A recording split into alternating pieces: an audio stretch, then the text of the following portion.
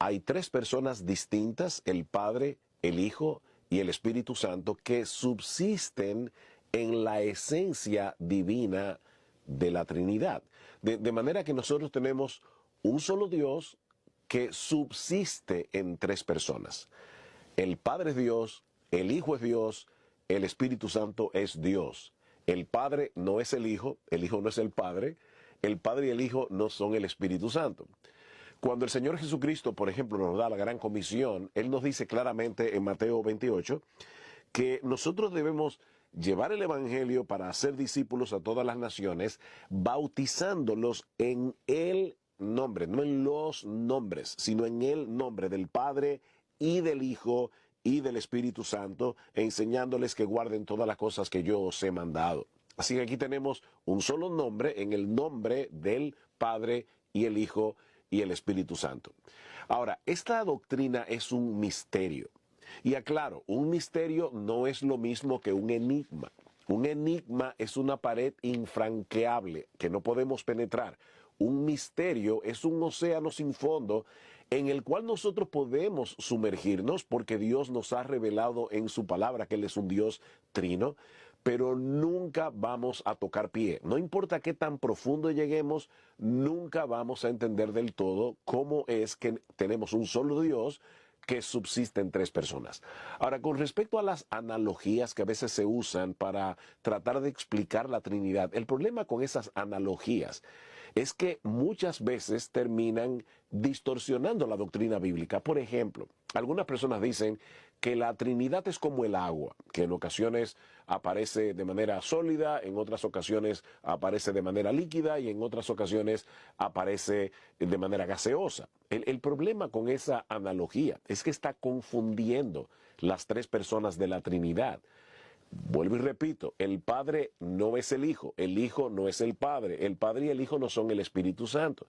Cuando usamos la analogía del agua, estamos cayendo en una herejía que fue rebatida en los primeros siglos del cristianismo llamado sabelianismo o modalismo, donde se decía que solo existe una persona divina que se manifiesta en ocasiones como el Padre, se manifiesta en otras ocasiones como el Hijo y se manifiesta en otras ocasiones como el Espíritu Santo. Pero eso no es lo que la Biblia enseña.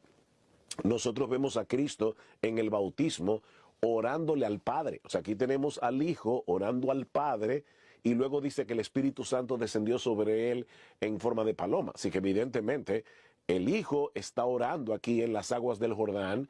El Padre está escuchando su oración. Es necesario remarcar algo que tú has leído y que está ahí. Muchas veces se oye decir Dios es la persona de Dios. Eso es una expresión buena, benévola de la gente, pero no una buena expresión teológica. La gran diferencia entre ser y persona es que en relación con Dios hay tres personas subsistentes en un ser. Este ser tiene las perfecciones absolutas y totales de Dios porque es Dios mismo, y esas perfecciones absolutas y totales de Dios están plenamente en cada una de las personas divinas. Por otro lado, ninguna de las tres personas divinas puede subsistir independientemente de las otras. Es decir, el Padre no puede subsistir como Padre porque necesita, valga la redundancia, necesariamente la concepción o la generación de un hijo. Es padre porque tiene un hijo. Y el hijo no puede ser hijo del padre si el padre no existe. Y el hijo y el padre están íntimamente vinculados el uno al otro en una vinculación inmanente. El Espíritu Santo es procedente del Padre y procedente del Hijo, y naturalmente la vida de Dios Trino está también en la tercera persona de la Santísima Trinidad.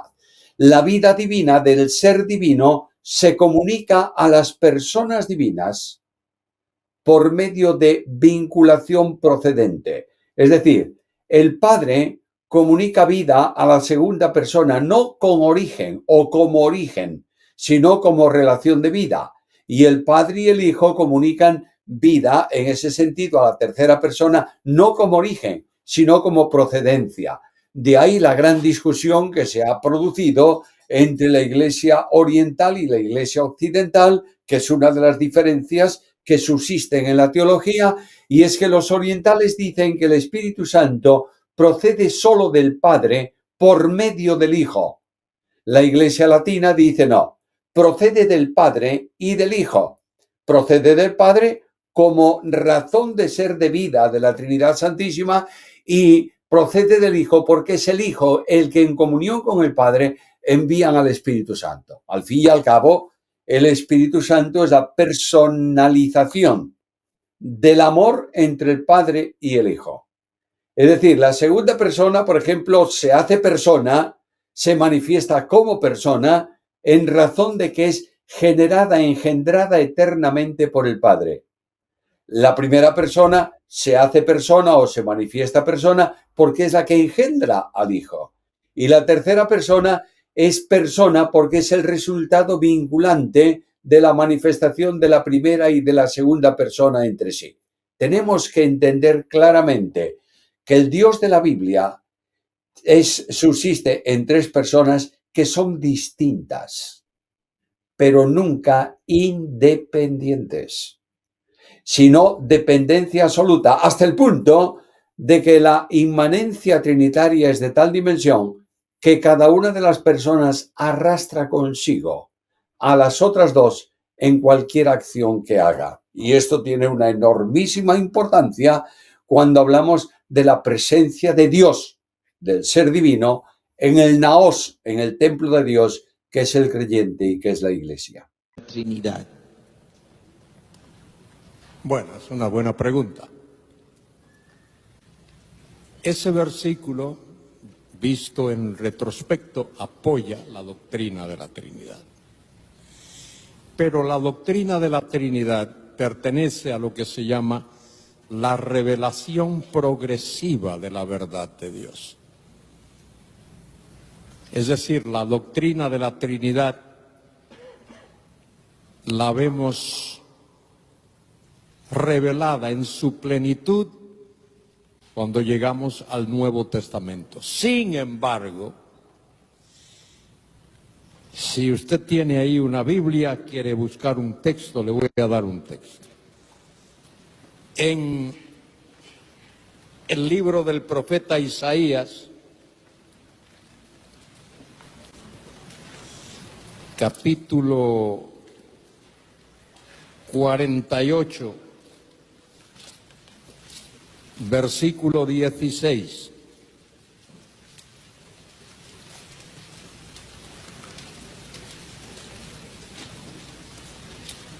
¿Estáis ahí despiertos? Muy bien, voy a leer el versículo. Acercaos a mí, oíd esto. Desde el principio no hablé en secreto. Desde que eso se hizo, allí estaba yo. Hay una persona ahí. Y ahora me envió Jehová el Señor. Hay dos personas y su espíritu. Tres personas. En otras palabras, a medida que Dios va revelando su verdad,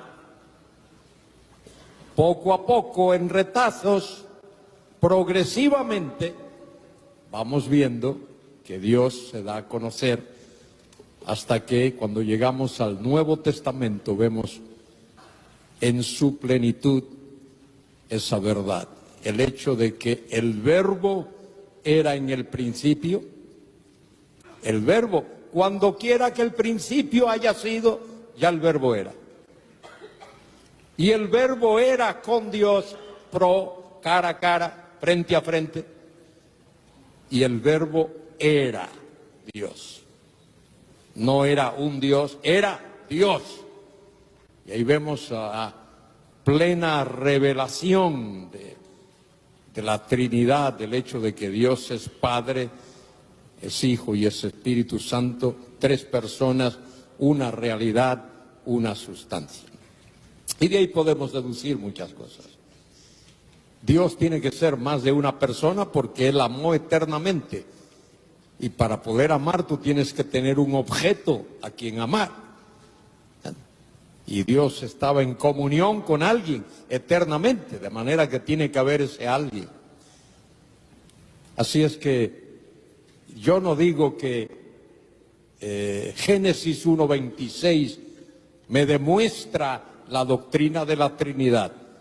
Yo digo que con lo que sé ahora puedo ir a Génesis 1:26 y decir, mira, aquí hay una evidencia de que la Trinidad estaba presente, como el Bereshit de Génesis 1:1. En el principio creó Elohim, Dios. Ahí hay una pluralidad. Descendamos, hagamos.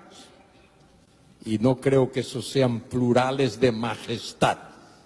Creo que esos son plurales de realidad, de quién es Dios. Y otra vez, tiene mucho que ver, mire, digo esto y ya. La teología propia es el estudio de Dios aparte de sus obras. La teología propia es el fundamento de toda la teología. Si tú crees que Dios es el Dios del que la Biblia habla, el Dios omnipotente, el Dios inmutable, el Dios vivo y verdadero, si tú crees en ese Dios, entonces no tienes problema para creer el resto. Pero si comienzas negando eso, ya te fastidiaste.